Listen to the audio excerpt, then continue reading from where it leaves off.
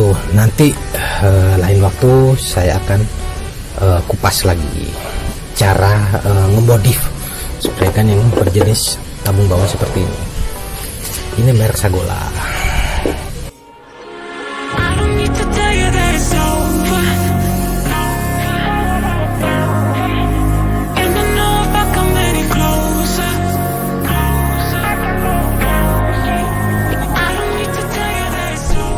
Oke, bismillahirrahmanirrahim. Assalamualaikum, salam sejahtera. Jumpa lagi kawan dengan saya Gus Wirianto. Sesuai dengan janji saya akan membagikan cara atau trik dengan versi saya, walaupun saya masih pemula, masih amatir. Dengan cerita seperti ini. Nah, awalnya ini saya ingin memberikan dispraykan tabung bawah. Ini merek Sagola, spraykan di wajah saya. Nah, kenapa saya modif? Akhirnya ternyata pada saat saya pakai di pengecatan pagar, kan saya bergerak di dua bidang. Saya bergerak di pengecatan pagar, yang kedua saya lagi belajar untuk pengecatan bodi motor. Ternyata saya spraykan tabung bawah ini, ulirnya waktu saya pakai pada saat operasional, dratnya ini lepas. Kenapa lepas saya tidak tahu juga. Ternyata ini modelnya ada yang model drat yang seperti ini, di kampungnya itu model plastik seperti ini. Kalau yang punya teman saya ada juga spraykan tabung bawah, tapi dia dratnya dari aluminium langsung nyatu di sini satu. Nah, akhirnya karena ini lepas, akhirnya saya mentutorialkan sekalian cara ngemodifnya seperti apa. Nah, ngemodifnya versi saya ini itu tujuannya adalah dua hal. Yang pertama, kasusnya adalah seperti ini. Nah, kalau memang yang model plastik seperti ini kasusnya lepas, bisa dilakukan, bisa pakai dengan cara modif yang seperti saya. Atau kasus yang kedua, ini kan yang ada dratnya ini dia sudah kalah, sudah habis drat yang di sini atau drat yang di sini yang aluminium itu bisa dilakukan modif dengan versi saya yang sekarang saya tutorialkan. Nah, gimana caranya ngemodifnya, cara supaya bisa memaksimalkan. Kalau di awal saya kan pakai ban pelapisnya truk itu. Nah, ini kan cuma agak kecil, ada di tutorial video saya sebelumnya. Lah, karena ini awalnya kan kecil, memang tujuannya adalah seperti inilah, supaya masuk di. Karena ini lepas, akhirnya saya perbesar. Saya juga buat, kalau lubangnya cuma satu lubang aja. Nah, kalau ini kan awalnya kecil, dan inilah seperti ini kan lebih lebar. Tujuan saya lebih lebar adalah supaya nanti masuk di sini bisa langsung presisi. Gimana cara motongnya ada di video saya yang sebelumnya. Nanti saya juga cantumkan link deskripsinya. Di deskripsinya nanti saya juga cantumkan. Nah, seperti ini kawan. Langsung praktek aja ya.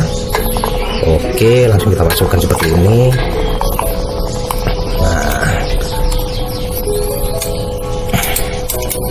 Nah, seperti ini kan udah presisi. Nah, otomatis gimana caranya? Nah, ini kan udah siap.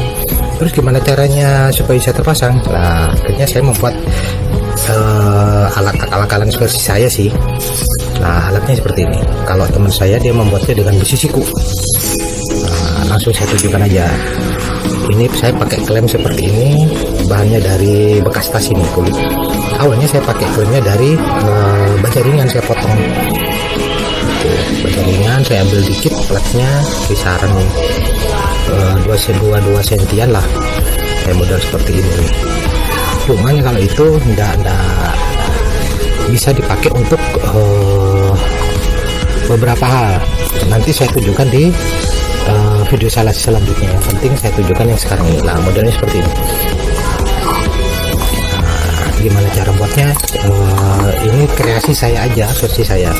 Saya pakainya dari kayu palet karena lebih gampang cara bikinnya. Saya buat seperti ini untuk supaya masuk ke tengah. Terus kelemnya di sini saya buat lubang 2, saya pakai buat 10. yang agak panjangan. Nah, pakai baut 10-2 seperti ini.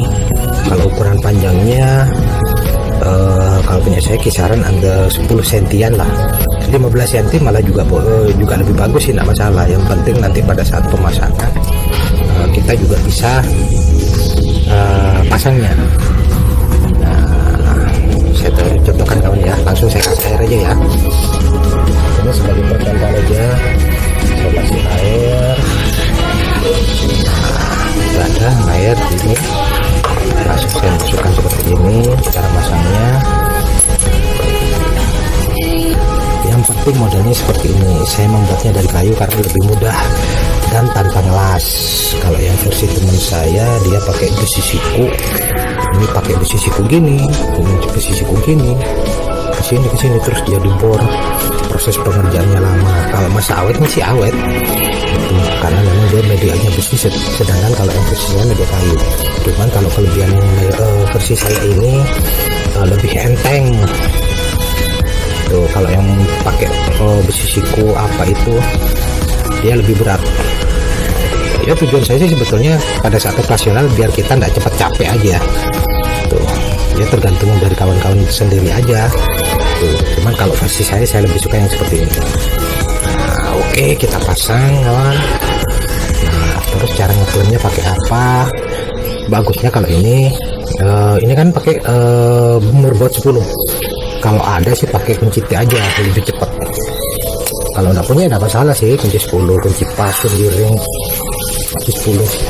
Atau untuk masalah bautnya sama mau pakai baut 12 itu juga nggak masalah.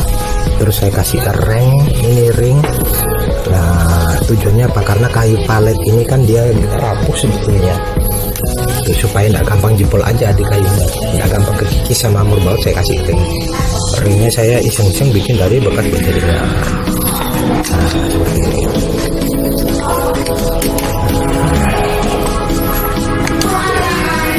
Sebetulnya tutorial ini saya share dengan tujuan adalah gimana cara memaksimalkan spray gun tabung bawah ini, walaupun dalam kondisi kalau saya bilang udah rusak tapi masih bisa terpakai, daripada kita beli baru seperti ini. Nah, siap kawan? Oke, kita kencengin aja, yang kenceng nggak masalah kok.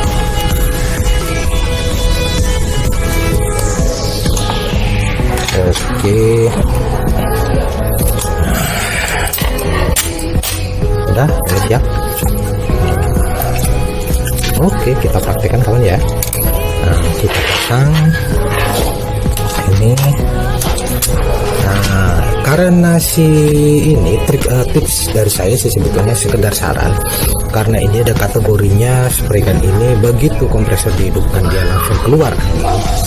Nah, saran saya kalau bisa kasih keran kompresor. Saran saya, tujuan saya adalah ini. Nanti kan kawan sama-sama saya kasih seperti ini. Tujuannya adalah apa? Pada saat kita menghidupkan itu kan anginnya langsung keluar. Nah, supaya angin tidak langsung cepat habis atau tekor, nah, saya kasih keran seperti ini. Tujuannya adalah nanti pada saat kita selesai pengecatan, nah, angin bisa tertampung lagi. Ditutup kan di sini. Nah, oke, kita langsung praktekkan aja kawan ya. Nah, terus itu yang pertama. Yang kedua, untuk masalah tekanan angin, saran saya kalau untuk tekanan angin, karena terjadi beberapa kasus dan pertanyaan dari rekan-rekan, alangkah baiknya setelan angin kalau bisa antara stabilkan di angka 30. Ini sebetulnya ada di kompresor, cuman saya lepas. Saya lepas seperti ini kawan. Nah, setel di angka 30 supaya tekanan anginnya stabil. Jadi kasus nembak-nembak apa segala macam yang saya tahu karena tekanan anginnya terlalu besar. Nah, itu langsung kita praktekkan aja kawan ya. Oke, sebentar saya pasang. Aduh.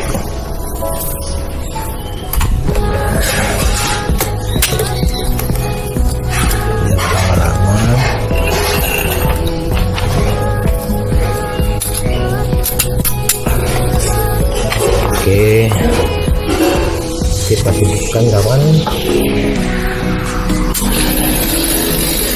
Ini ya. Nah, tanpa kalau kita semisal ini saya buka dulu ya, tekanan angin sebentar, saya tunjukkan untuk tekanan anginnya.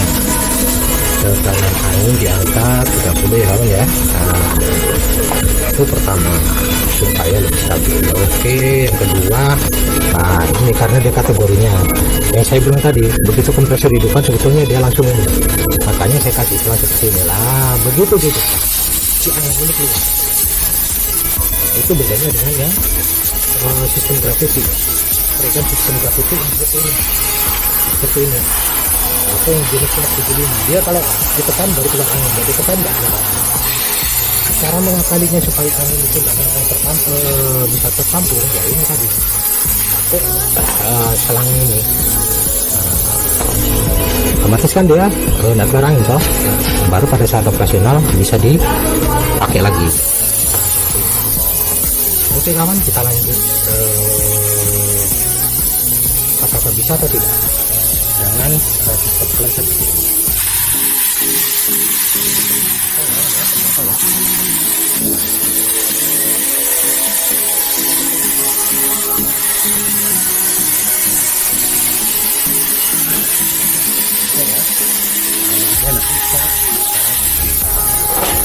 Oke, ini versi pertama saya untuk tabungnya, karena kondisi tadi tingkat kerusakannya seperti itu. Saya matikan dulu kawan, supaya bisa menampung air angin di kompresor. Ini saya gunakan kompresor rakitan bekas AC, kompresor rakitan dari AC. Nah, apakah mampu? Saya melakukan proyek pengerjaan seperti ini menggunakan ini lebih dari 10 proyek. Mana yang saya biasa pakai ini nomor 1, yang nomor 2 ini nomor 2, nomor 3 yang jenis K3 seperti ini yang sering saya K3 itu malah bagus kalau untuk kompresor AC, kompresor yang AC ya kawan ya, bukan yang kulkas itu. Kalau yang untuk kategori F75 apakah mampu sebetulnya. Nanti saya lanjut untuk gimana caranya, nanti insya Allah saya tutorialkan pada saat video berikutnya. Oke kawan, sekian dulu. Nah, saya berbagi trik walaupun saya masih pemula, amatir. Barangkali ada pertanyaan, saya tunggu di kolom komentar kawan. Monggo kita saling berbagi pengalaman, sharing demi keuntungan kita beroperasional kawan. Nah, seperti itu. Terima kasih kawan, saya tunggu di kolom komentar. Jangan lupa kawan, komennya, like-nya, share-nya, dan tentu subscribe-nya. Oke kawan, terima kasih banyak. Assalamualaikum warahmatullahi wabarakatuh. Salam sejahtera.